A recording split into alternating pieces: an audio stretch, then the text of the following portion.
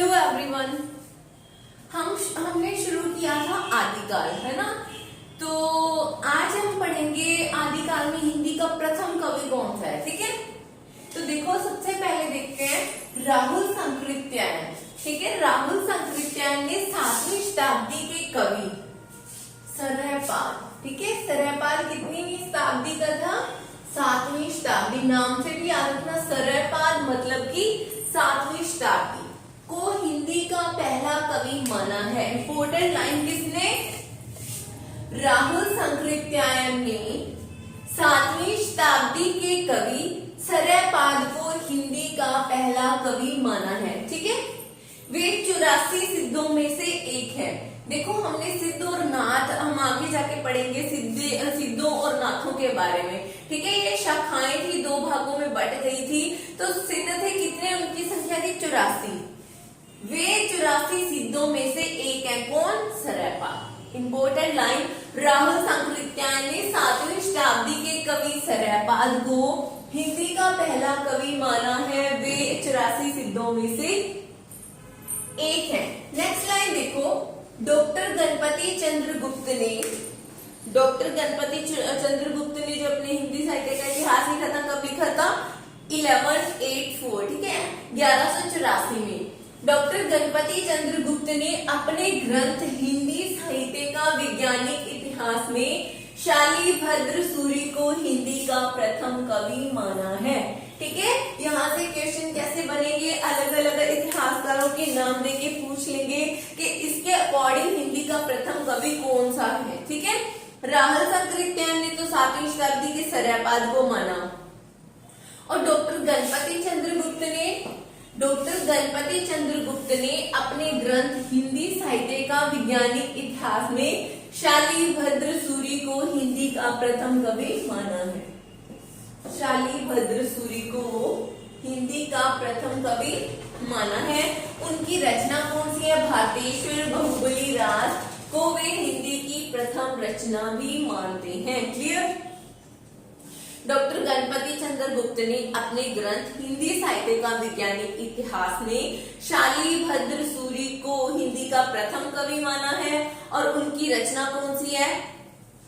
भारतेश्वर बाहुबली रास, इसे हिंदी की प्रथम रचना माना है। नेक्स्ट देखो, हिंदी की प्रथम रचना। कवि के बारे में 2 का क्या ओपिनियन था? 2 राइटरों का, वो हमने पढ़ लिया। अब देखो हिंदी की प्रथम रचना देवसेन कृत श्रावकाचार्य। ठीक है, देवसेन राइटर है। देवसेन की श्रावकाचार्य रचना, जिसमें 250 दोहों में श्रावक धर्म का वर्णन किया है। 250 दोहों में श्रावक धर्म का वर्णन किया है। रचना कब प्रकाशन में आई? 933 ईस्वी में। ठीक है, हिंदी की प्रथम रचना किसे मानते हैं? देवसेन की श्रावकाचार्य रचना को। इसमें 250 दोहों में श्रावक धर्म का वर्णन किया गया है। इसकी रचना कब हुई? 933 ईस्वी में। अब नेक्स्ट देखो, आदिकालीन रासो साहित्य। आदिकालीन रासो साहित्य रासो शब्द की व्युत्पत्ति के संबंध में है। ठीक है, रासो शब्द की व्युत्पत्ति मतलब इसकी उत्पत्ति कैसे हुई थी, इसके संबंध में विद्वानों में मतभेद है। ठीक है, गार्हस्थ्यदासी ने क्या माना कि रासो साहित्य की उत्पत्ति किस शब्द से हुई? राजसूय शब्द से। ठीक है, राजसूय शब्द से। डॉक्टर नरोत्तम स्वामी ने किससे मानी है? रसिक शब्द से। ये भी आपको याद करना पड़ेगा, यहाँ से पूछेंगे कि गार्हस्थ्यदासी के अनुसार रासो साहित्य की व्युत्पत्ति किस शब्द से हुई है, तो आप भरोगे राजसूय से। ठीक है, डॉक्टर नरोत्तम स्वामी ने रसिक से मानी है रासो साहित्य की उत्पत्ति, जिसका अर्थ क्या है? कथा काव्य। क्लियर? नेक्स्ट देखो, आचार्य रामचंद्र शुक्ल ने रासो साहित्य की उत्पत्ति रसायन शब्द से मानी है। इंपोर्टेंट है ये आचार्य रामचंद्र शुक्ल, मैंने बहुत बार बताया। आचार्य रामचंद्र शुक्ल बहुत इंपॉर्टेंट इतिहासकार माने जाते हैं। तो इनके अकॉर्डिंग रसायन शब्द से। हजारी प्रसाद द्विवेदी, इसने मानी है रासो साहित्य की उत्पत्ति रासक शब्द से हुई है। ठीक है, तो ये चारों रोमांचों को आपने ध्यान से याद करना है। गार्सदासी ने रासोई शब्द से मानी है कि रासो शब्द की उत्पत्ति हुई है। डॉक्टर नरोत्तम स्वामी ने रसिक से, आचार्य रामचंद्र शुक्ल ने रसायन से, हजारी प्रसाद द्विवेदी ने रासक से। ठीक है।